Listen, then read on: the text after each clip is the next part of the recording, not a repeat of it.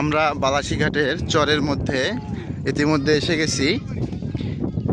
এখানে দেখা যাচ্ছে যে অনেক বাড়ি, এরা বসবাস করে। গরু, ছাগল, হাঁস, মুরগি সবই এখানে লালন পালন করে।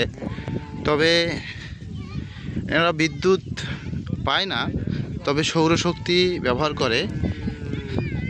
দেখা যাচ্ছে যে কবুতর লালন পালন করে।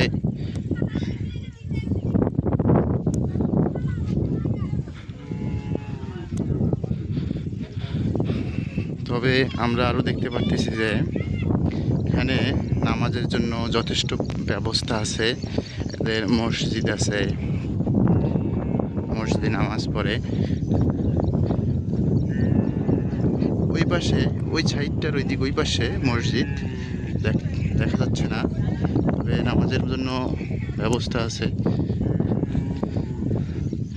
আরও দেখা যাচ্ছে যে এখানে এনারা রাজহাঁস পালন করেন। অনেক সুন্দর প্রকৃতির মাঝে এনারা বসবাস করেন।